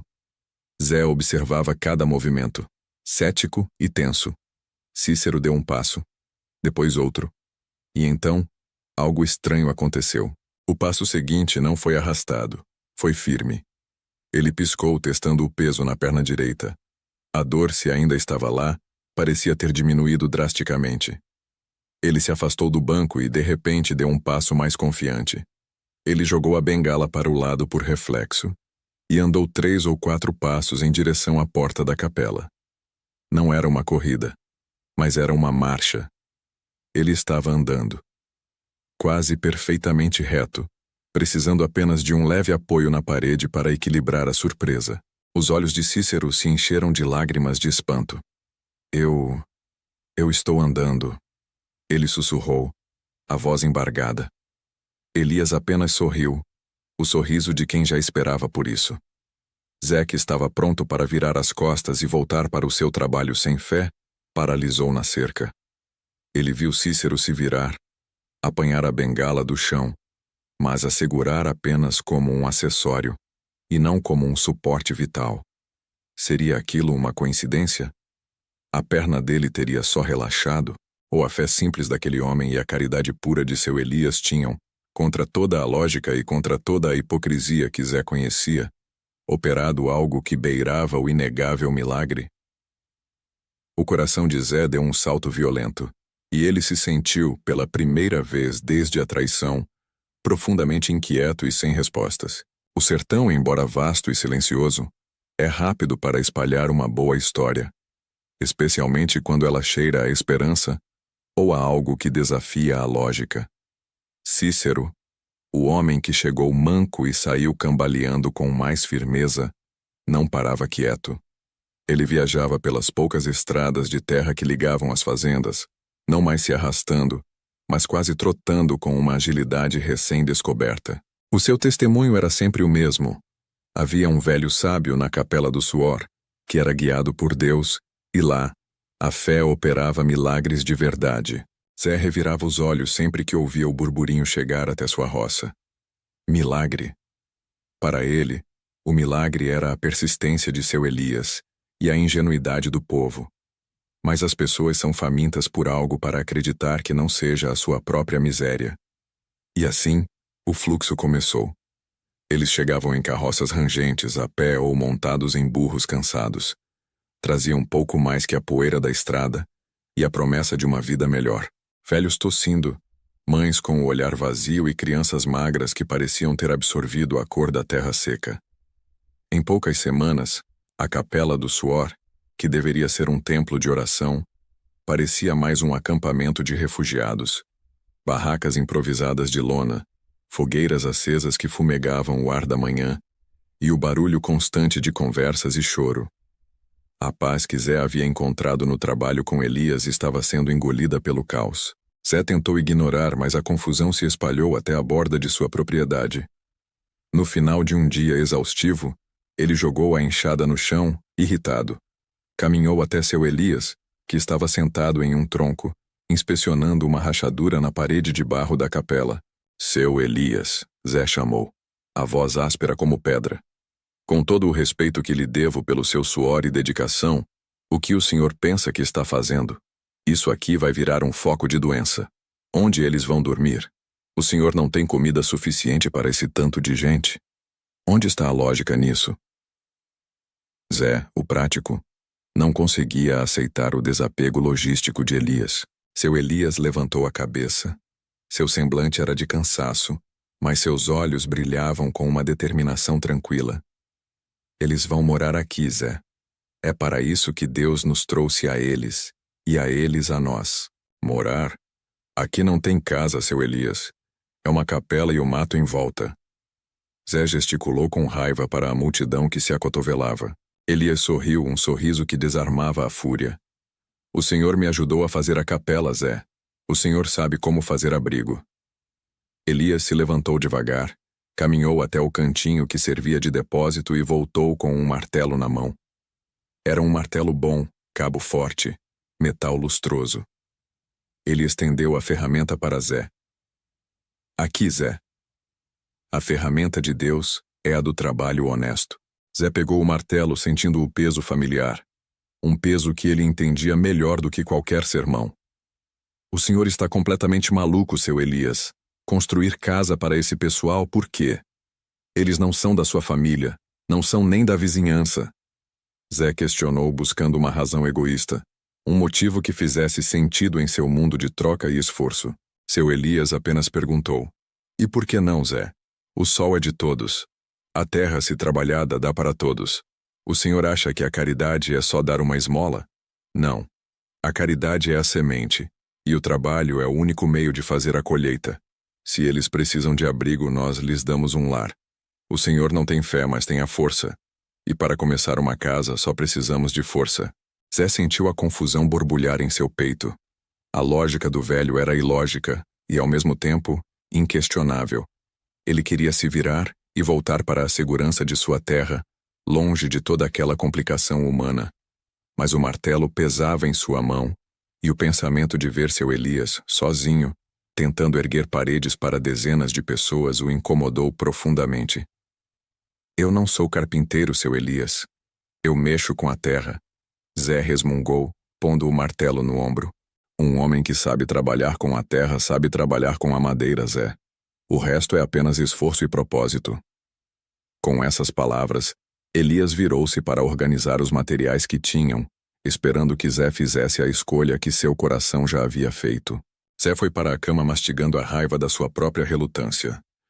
Ele prometeu a si mesmo que, ao amanhecer, estaria em seu campo, longe da confusão. Mas quando o sol surgiu, pintando o céu de dourado e vermelho, ele se viu de pé ao lado de seu Elias, com o martelo firme na mão. Não estava sozinho. Os outros moradores da capela, a família refugiada e até Cícero, que estava mais disposto a ajudar do que a falar de milagres, estavam ali, prontos para obedecer às ordens simples e diretas de Zé, que era, inegavelmente, o mais forte e experiente em manusear ferramentas. Eles começaram a derrubar as árvores mais finas para os pilares e vigas. Zé trabalhava silenciosamente, usando a força bruta para purgar sua dor, transformando-a em esforço útil. Foi Rosa quem se aproximou dele no meio da manhã, enquanto ele suava para talhar uma tora. Ela trazia água fresca em uma cabaça, e seus olhos, que já haviam visto tanta desgraça, carregavam um brilho de admiração e cautela. Zé, ela disse, estendendo a cabaça. Zé bebeu com sede, limpando a boca nas costas da mão, evitando o olhar dela. Obrigado, ele disse, já voltando ao golpe. Sua cortesia era curta, abrupta. O senhor tem a força de 10 homens, Zé. Derruba essas árvores como se fossem palitos, ela observou a voz suave. Mas por que o senhor está fazendo isso? O senhor não é um homem de fé. O senhor odeia templos e padres. Zé parou, ereto, a machadinha no ombro. Ele olhou para ela. O sol da manhã iluminando a poeira que subia com o suor. Ele sentia a necessidade de manter a distância, de proteger a ferida. Eu sou de trabalho, moça. Não de fé. Elias precisa de ajuda para erguer essa comunidade de desabrigados. Eu ajudo Elias. Não tem nada de religioso nisso. É madeira, prego e suor. É só isso. Rosa balançou a cabeça. Não é só isso. Seu Elias diz que o senhor está construindo mais do que casas. O senhor está tentando construir uma muralha em volta do seu coração. Por que ele é tão duro, Zé? A traição machucou, sim. Mas a dureza só machuca o senhor de novo. A única coisa que a sua dureza protege é a sua dor. As palavras de Rosa eram como agulhas que encontravam o ponto fraco na armadura de Zé. Ele franziu o senho, defensivo e irritado por ser lido tão facilmente. Não se meta na minha vida, moça. Você não sabe de nada. Meu coração é duro porque o mundo é cruel. E se eu não for duro, serei quebrado de novo como se quebra uma telha velha.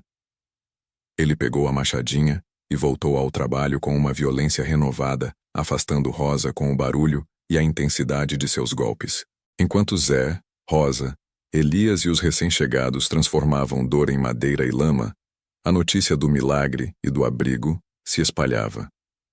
O fluxo de peregrinos e necessitados não parava.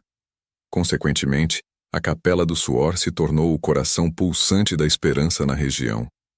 Nos domingos, os cultos de seu Elias, repletos de humildade e caridade prática, transbordavam para o terreiro.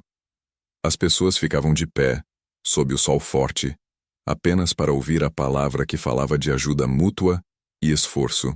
E na igreja matriz da cidade, a igreja que tinha um teto de verdade e um sino de bronze, Padre Joaquim notava a diferença. Ele notou no primeiro domingo, quando o dízimo foi levemente menor, e sentiu o golpe no segundo, quando percebeu que o terço das cadeiras estava vazio. No terceiro domingo, os vazios eram gritantes, e o som de seu sermão ecoava sem a reverberação de uma congregação cheia. A missa parecia um ensaio. Que insolência! Ele resmungou na sacristia, contando as poucas moedas que restavam. Esses caipiras são ingratos. Preferem a superstição de um velho maluco e a invenção de um coxo que mal consegue andar, do que a palavra séria e instruída que lhes dou.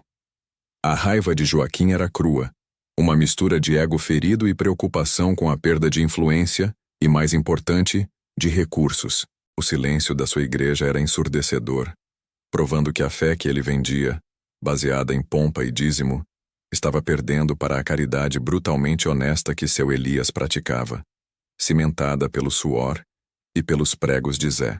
Os dias se transformaram em semanas de esforço mútuo.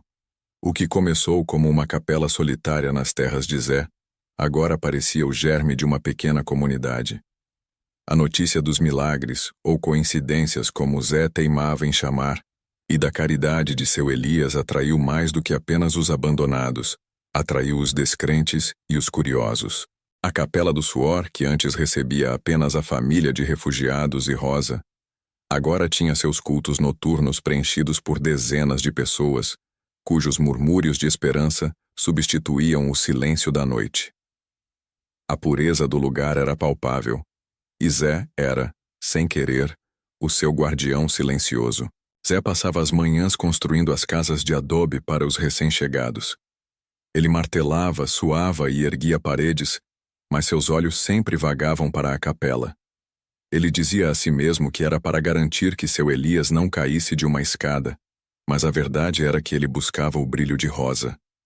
Ela estava sempre lá, ajudando Elias, servindo a todos com uma gentileza que Maria jamais conhecera. Certa manhã, enquanto Zé alisava o barro de uma das novas paredes, ele parou para beber água. Ergueu o cantil e viu Rosa o observando da entrada da capela. Seus olhos se encontraram. Ela não abaixou a cabeça. Ela sorriu. Não foi o sorriso sedutor ou dissimulado de Maria, mas um sorriso de gratidão pura, de alma lavada pelo trabalho duro e pela fé verdadeira. Zé sentiu o coração palpitar de uma forma que ele pensou que jamais sentiria de novo. Ele pigarreou, limpou a garganta e voltou a trabalhar com mais ferocidade, tentando enterrar aquele sentimento sob mais esforço físico. Ele estava cada vez mais perto daquele culto, mas não ousava cruzar o umbral. O crescimento da capela não passou despercebido na igreja matriz.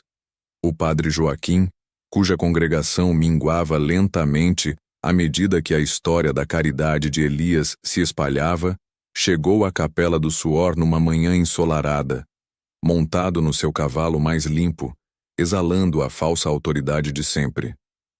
Ele desceu, os sapatos de couro brilhando na poeira, e encarou seu Elias, que estava pregando uma tábua na nova varanda da casa de Rosa. Seu Elias, começou o padre com uma voz untuosa mas carregada de desprezo. Devemos conversar sobre esta situação. Isto é um amontoado de pobreza. O Senhor está desperdiçando o seu tempo e o tempo dessas almas. Veja, Elias, eu entendo a sua devoção, mas a ordem e estrutura. A igreja matriz é o lugar certo. Por que não vem, junta todos esses seus amigos e trabalha sob a minha orientação? Juntos podemos fazer muito mais. Não seja orgulhoso. Até onde o Senhor pretende ir com este delírio? Seu Elias cruzou os braços e sua expressão se tornou de uma serenidade profunda. Padre Joaquim, a fé não se mede em tijolos caros ou em quão grande é o sino. Eu construí a capela do suor porque o templo de Deus para mim deve ser erguido com a força da alma e o suor honesto do corpo. O Senhor fala em ordem e estrutura, mas eu só vejo o Senhor negando abrigo e comida a quem precisa. O Senhor prega do alto, eu trabalho do chão. Minha capela é pequena, mas o alicerce é forte porque foi feito de caridade genuína. Prefiro ter este pequeno lugar cheio de propósito do que um palácio vazio de alma. As palavras atingiram Joaquim como pedras. Seu rosto se contorceu, mas antes que pudesse responder, Zé apareceu, vindo da área das construções, a pá de cabo longo na mão, o corpo coberto de barro e suor. Ele sentiu a tensão no ar. Aconteceu alguma coisa aqui, seu Elias? Perguntou Zé, a voz rouca. Joaquim viu a oportunidade de desviar a atenção e atacar. Ele virou-se para Zé com um sorriso sarcástico. Ora, vejam só. O fazendeiro desolado virou carpinteiro da fé. Diga-me, Zé, toda essa sua nova dedicação, esse suor que o Senhor está derramando, é por caridade ou é apenas vingança? O Senhor está construindo este templo para esfregar na cara de Maria o quanto ela o destruiu, e para provar a mim que é mais justo do que eu, está tentando lavar o sangue de sua honra manchada com barro e pregos. O sangue subiu à cabeça de Zé. Vingança. A palavra cortou fundo, expondo a ferida que ele tentava cobrir com trabalho. Ele apertou o cabo da pá com tanta força que os nós dos dedos ficaram brancos. O padre tinha ido longe demais, tocando na sua maior dor e na sua maior humilhação. Zé deu um passo ameaçador à frente, os punhos fechados, pronto para descarregar a fúria acumulada de meses. Cale essa boca suja, padre. Zé rosnou, a voz baixa e perigosa. Antes que Zé pudesse mover o braço, uma mão leve, porém firme, tocou seu ombro. Era Rosa. Não, Zé, ela disse, a voz suave, mas com urgência. Seus olhos castanhos, cheios de paz, olharam-nos de Zé, implorando. Não troque o trabalho que Deus o chamou para fazer por essa raiva vazia. Ele não merece a sua força. O toque de Rosa e a súplica em seu olhar acalmaram o ímpeto violento de Zé. Ele estremeceu, respirou fundo e soltou a pá, que caiu com um baque surdo na terra. A fúria não desapareceu, mas ele a engoliu. Joaquim, vendo que havia falhado em provocar uma briga pública, montou no cavalo e partiu, levantando poeira. Naquela noite, a igreja matriz parecia fria e vazia. Após todos irem embora, o padre Joaquim se sentou na sacristia, humilhado. Ele estava perdendo para a capela do suor. A porta da sacristia se abriu discretamente. Era Márcia. Márcia era uma mulher cega, mas com um fanatismo religioso que via mais do que muitos com visão. Ela era obcecada pela santidade do padre Joaquim, a quem considerava um homem intocável de Deus. Meu padre, ela sussurrou cheia de veneração. O senhor parece perturbado. O que aflige o pastor desta grande ovelha? Joaquim desabafou sobre Elias e a vingança de Zé. Márcia ouviu com atenção gélida. Padre, o senhor é o pilar desta fé. Aquele Elias está plantando discórdia e orgulho disfarçado de humildade. O senhor não deve se rebaixar a brigar com ele. Mas se este lugar, esta capela do suor, desaparecesse, e se a reputação daquele velho mentiroso fosse manchada, junto com a do fazendeiro traído, ninguém jamais duvidaria do seu poder novamente. Márcia sorriu, um sorriso sem luz, mas cheio de maldade. O suor não é a única coisa que mancha o chão, padre. A mentira, quando bem plantada, cresce mais rápido que qualquer fé pura. Ela começou a articular detalhadamente um plano sinistro que visava destruir não a capela física, mas a reputação moral de seu Elias e Zé, garantindo que Joaquim fosse o único farol de moralidade na região. O sol tinha se deitado há horas, engolido pela linha escura do horizonte, deixando a roça apenas com o brilho tímido da lua minguante. O ar cheirava a terra revolvida e a fumaça de lenha queimada. Zé, mesmo depois de ajeitar as ferramentas, não conseguia ir para dentro. Ele estava martelando uma cerca nova ao redor do pequeno pomar, o suor frio escorrendo pela nuca. Seu Elias, esgotado pelo dia de trabalho, cochilava pesadamente na cadeira de balanço na varanda da Capela do Suor, a Bíblia fina repousada no colo. O único som era o toque-toque ritmado do martelo de Zé, uma melodia solitária de um homem que tentava preencher o vazio com esforço físico. Foi quando Rosa apareceu. Ela não fez barulho. Era miúda e quieta, movendo-se com a leveza de quem aprendeu a não ser notada. Zé parou de martelar ao sentir a presença dela. Ele a encarou, os olhos cansados mas firmes, esperando que ela falasse. "Não consegue parar, Zé?" Ela perguntou, a voz suave, mas com um toque de tristeza que ele já reconhecia.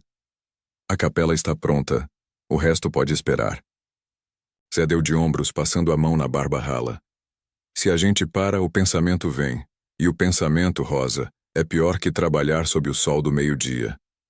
Ele limpou o martelo na calça de brim, a rudeza do gesto contrastando com a ternura que ele sentia ao olhá-la. Rosa se aproximou mais um pouco, sentando-se num toco de madeira que servia de apoio. Ela respirou fundo, parecendo tomar coragem. "Eu sei o que você quer esquecer, Zé. É difícil fingir que a gente não sabe das coisas que pesam no outro." Zé sentiu o gatilho, mas não era raiva. Era curiosidade misturada com uma pontada de esperança doentia de que alguém finalmente entendesse o tamanho da sua ferida. "Você não sabe de nada, Rosa. Ninguém sabe." "Eu sei da traição, Zé," ela disse, a palavra saindo sem hesitação. O efeito foi imediato. Zé parou, o martelo suspenso no ar. Os músculos de seu pescoço ficaram tensos. Ele não precisou perguntar como ela sabia. Na roça, os sussurros voavam mais rápido que a poeira do verão. Mas o que o atingiu foi a dor genuína no olhar dela, um reflexo do seu próprio sofrimento. "Meu marido me expulsou, Zé. Me colocou para fora de casa como se eu fosse lixo depois que ele, o homem que jurei amar, me traiu com a prima dele. Ele usou a culpa, disse que eu era a fria, a desinteressada. Me jogou na rua e ficou com tudo." As lágrimas vieram sem choro, apenas gotas silenciosas escorrendo por seu rosto. O ar escapou dos pulmões de Zé.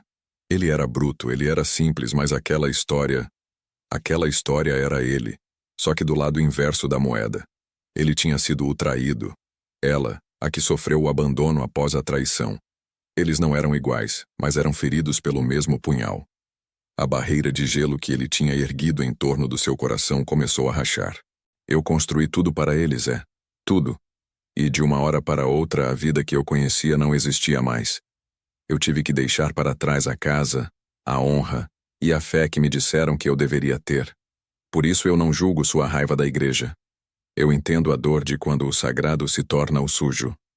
Rosa confessou, olhando diretamente nos olhos dele, oferecendo uma ponte de compreensão que ninguém na vida de Zé jamais havia estendido.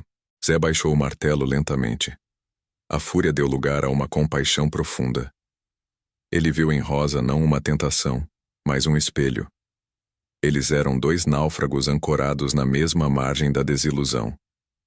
Eu sinto muito," ele murmurou, a voz rouca. Foi a primeira vez que ele permitiu que alguém visse a vulnerabilidade por trás da sua força bruta.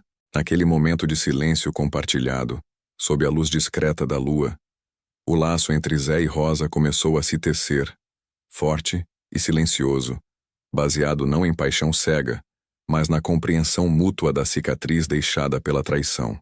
No dia seguinte, o pequeno culto na Capela do Suor estava surpreendentemente cheio. A família de refugiados, Cícero, alguns curiosos da estrada, e Zé, encostado na porta, observando, mas não participando da oração. A presença que destoava era Márcia. Ela estava vestida de preto rigoroso, sentada na primeira fila, com a cabeça baixa em falsa devoção, os olhos, no entanto, faiscando de uma frieza calculista. Ela parecia uma víbora no meio dos pombos. Seu Elias, que raramente errava na leitura das almas, olhou diretamente para Márcia e sorriu, um sorriso cheio de sabedoria e ausência de medo. "Que bom que a irmã Márcia veio. Eu estava esperando por você, minha filha." A capela do suor é o lugar onde Deus mostra que Ele usa até a maldade para nos testar e nos fortalecer. Márcia estremeceu. Seu rosto ficou pálido, e ela mal conseguia disfarçar o pânico ao se sentir exposta. Seu Elias continuou a pregar com a doçura e a humildade de sempre. Mas Márcia não aguentou a pressão da pureza que a rodeava. A inveja e o ódio orquestrados por Padre Joaquim borbulhavam nela. Ela se levantou abruptamente, fingindo precisar de ar, e saiu da capela, sumindo nas sombras que se adensavam com o pôr do sol. Zé, que observava de longe, sentiu um calafrio, mas atribuiu a mudança de temperatura. Ele estava distraído, pensando na noite anterior, na confissão de Rosa, no peso que havia sido tirado dos seus ombros. Lá fora, Márcia se moveu com a rapidez do desespero. Ela tinha trazido consigo um galão de querosene. Encharcou o canto traseiro da capela, onde o madeiramento era mais seco e a palha do telhado mais velha. Ela riscou o fósforo. A chama pequena ganhou vida rapidamente, lambendo a madeira. Para o bem do padre e para a honra de Deus, ela murmurou, a loucura brilhando nos seus olhos, antes de correr para longe. Mas um dos refugiados, um jovem que estava buscando lenha, viu o vulto de Márcia e o princípio do fogo. Ele soltou um grito de pavor que cortou o ar da noite. Fogo, fogo na capela! O grito de alerta irrompeu o culto. O cheiro de querosene e madeira queimando invadiu o ar. Dentro da capela, o caos foi imediato. As pessoas correram para a porta. Zé, com a experiência do homem da roça, sabia que fogo em madeira seca era uma sentença de morte. As chamas, alimentadas pelo material da construção e pela escuridão, subiram vorazmente. Zé gritou ordens, usando sua força para afastar os refugiados em pânico. A comunidade da vizinhança, que momentos antes ridicularizava a capela do suor, agora corria desesperadamente com baldes de água. O fogo crepitava, produzindo um som demoníaco, engolindo a humilde construção que representava tanto sacrifício. Zé estava na linha de frente tentando quebrar a cerca de arame farpado para que pudessem criar uma barreira, mas as labaredas já atingiam o telhado. Em meio ao pandemônio, Rosa estava perto dele, o rosto lavado em lágrimas e fuligem. Ela segurou seu braço com uma força surpreendente, os olhos fixos na capela já envolta em chamas. Zé! Zé! Ele não saiu. Seu Elias ainda está lá dentro. Ele estava muito cansado. Ele deve ter voltado para a cadeira. Zé, o Elias! O grito de Rosa perfurou a confusão, revelando a tragédia final. A fé pura de seu Elias estava prestes a ser consumida pelo ódio e pela hipocrisia de Márcia e Joaquim. Zé olhou para o inferno de madeira e percebeu que sua parceria, sua redenção, estava prestes a virar cinzas. O grito lancinante de Rosa cortou o ar quente e denso, mais afiado do que qualquer estalo de madeira em chamas. Seu Elias! Ele está lá dentro! Preso! Os vizinhos que se amontoavam assistindo ao espetáculo terrível da capela do suor sendo consumida, recuaram. O fogo lambia o telhado de tábuas, já devorando vigas centrais. Entrar ali não era coragem, era suicídio. A fumaça preta e viscosa vomitava pela porta principal, misturando o cheiro de pinho novo queimado com o vapor ácido do sacrilégio. Era a vingança de Márcia, mas o inferno parecia ter sido pessoalmente aceso para devorar tudo o que era bom na vida de Zé novamente. Zé sentiu o sangue gelar, mas o medo não era dele. Aquele era o medo dos outros. Zé só sentia uma fúria fria, direcionada não ao fogo, mas à covardia que permitia que a pureza de um homem fosse destruída. Ele não pensou em Deus, nem em Maria, nem no padre Joaquim.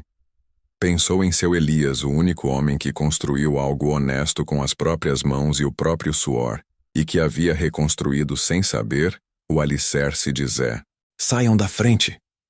Rugiu Zé, sua voz grossa cortando o clamor da multidão. Ele empurrou os curiosos, ignorando os braços que tentavam contê-lo. O calor na porta da capela era insuportável, mas Zé, com a força bruta de quem move pedras desde a infância, não hesitou. Ele usou o ombro para arrombar o que restava da moldura da porta principal, que já estava empenada pelo calor, e se atirou para dentro. Rosa gritou seu nome, mas o som foi abafado pelo rugido das chamas. Lá dentro, o caos era total. O teto gemia, as brasas flutuavam como vagalumes mortais, e a fumaça era uma nuvem sufocante que cegava e queimava os pulmões. Zé cobriu o rosto com a manga da camisa encharcada de suor e buscou o chão, rastejando onde o ar era marginalmente mais respirável. Ele podia ouvir o crepitar infernal, um som que parecia rir de toda a fé e esforço ali depositados. Elias! Seu Elias! Berrou Zé, o som rouco na garganta seca. Ele tateou pela nave principal, onde antes havia bancos simples e a mesa do altar. Seu coração martelava, não de medo, mas de urgência. Ele o encontrou. Não estava tentando fugir, nem estava em pânico. Seu Elias estava ajoelhado no exato centro da capela, perto de onde ficava o pequeno púlpito. O velho parecia em paz, as mãos postas, a cabeça baixa, envolto na fumaça sufocante. Era uma figura de resignação assustadora. Zé se arrastou até ele e o agarrou pelo ombro. Seu Elias, levanta. O que está fazendo? Temos que sair daqui. Está desabando. Gritou Zé, chacoalhando-o. Elias tossiu, a voz fraca, mas o sorriso ainda puro. Eu estou bem, Zé. O templo está sendo purificado. Zé não aceitou aquilo. Purificado nada, é fogo, velho. Vamos. Ele tentou puxar Elias, mas o velho resistia com uma teimosia humilde. O propósito está cumprido, meu filho. O fogo purifica o material, mas o espírito... Elias tentava falar, mas era interrompido por acessos de tosse. Zé, impaciente com a mística e movido pelo instinto de sobrevivência do campo, não deu ouvidos à filosofia. Ele passou o braço forte por baixo de Elias, erguendo o corpo leve do velho no estilo de carregar um fardo de feno. Seu propósito é não morrer queimado aqui. Grunhiu Zé, a dor da fumaça rasgando seu peito. Ele olhou em volta. A saída principal estava comprometida, faíscas caíam. Ele lembrou-se de ter ajudado Elias a instalar uma pequena janela de ventilação nos fundos, perto da sacristia improvisada. Correndo curvado, Zé usou toda a sua força para chutar a parede fina dos fundos, que havia sido feita com restos de tábuas. A madeira podre cedeu com um estalo, revelando o céu noturno. No mesmo instante em que Zé se jogava pela abertura estreita, puxando Elias consigo, o barulho mais aterrador de sua vida explodiu atrás dele. As vigas mestras cederam, e o telhado da Capela do Suor implodiu em uma nuvem gigantesca de fogo, fumaça e escombros. Um tremor na terra. O calor da explosão chicoteou a nuca de Zé. Mas ele já estava do lado de fora, rolando com Elias pela grama seca. A multidão soltou um grito coletivo de horror. Padre Joaquim, que tinha acabado de chegar e observava o fogo com um pavor crescente, percebendo tarde demais a dimensão da maldade de Márcia, cambaleou para trás, pálido. A fumaça escondeu tudo, e por alguns segundos todos pensaram que o homem da roça corajoso e o velho crente tinham sido tragados. Rosa, desamparada, soluçava no chão. Mas Zé se levantou cambaleante, tossindo convulsivamente. Sua roupa estava chamuscada e a pele, queimada em alguns pontos, mas ele segurava Elias, que estava inerte. Ele o arrastou para a segurança, para perto da fundação da casa que ele e Elias vinham construindo. Zé se ajoelhou e colocou o velho no chão, examinando-o. Elias respirava superficialmente, o rosto cinzento pela fuligem e pela fumaça inalada. Aguenta, seu Elias. Aguenta firme, Zé sussurrou, a voz surpreendentemente suave. Ele estava chocado, mas focado. Nós vamos reerguer essa igreja. É só madeira. A gente consegue. Vamos botar ela de pé de novo, não se preocupe. Seu propósito não foi destruído. Zé, o homem que havia jurado nunca mais tocar em um templo, estava fazendo uma promessa de reconstrução. Elias abriu os olhos turvos, fixando-os em Zé. Um último sorriso puro se espalhou por seus lábios secos. Ele estendeu uma mão fraca e a colocou sobre o peito sujo e queimado de Zé. Não, meu filho. O propósito já foi feito. Ele disse, a voz um mero sussurro que exigia toda a atenção de Zé para ser ouvido. O propósito era mudar o coração de um homem, para Deus. E isso você já fez, Zé. Você reconstruiu seu alicerce, não o meu. Elias tossiu dolorosamente, lutando por ar. Ele então apontou com o último resquício de força para a estrutura inacabada da casa ao lado, o lar simples que Zé e ele planejaram construir. Nossa igreja já está de pé, disse Elias, referindo-se à nova casa, um local de morada simples, construído com trabalho honesto, diferente do templo de hipocrisia que fora a igreja matriz. É o abrigo, é o suor. E com essas palavras, a luz nos olhos de seu Elias se apagou. O velho que construiu sua fé com as mãos e seu propósito com humildade, partiu. O silêncio que se seguiu foi mais pesado que o desabamento. A morte de Elias, assistida pela comunidade chocada, ecoou como um trovão. Zé, o homem bruto, segurou o corpo do velho e chorou em silêncio. Rosa correu até ele, abraçando-o e confortando-o. Naquela noite, a tragédia virou testemunho. O povo, vendo a coragem de Zé e a pureza de Elias, começou a entender a verdadeira essência da fé e da caridade. O padre Joaquim, vendo o resultado destrutivo da inveja, sentiu uma humilhação profunda e um remorso que nunca havia conhecido. Ele se aproximou, não como clérigo arrogante, mas como um homem quebrado, e se ajoelhou, pedindo perdão por sua cegueira e arrogância. Nos meses que se seguiram, a casa que Elias e Zé construíram foi de fato a nova capela do suor. O luto se transformou em trabalho. O padre Joaquim, despojado de sua antiga igreja materialmente rica e agora manchada por seu passado, começou a frequentar a nova capela, ajudando Zé e Rosa, ensinando a palavra com a humildade que aprendeu na tragédia.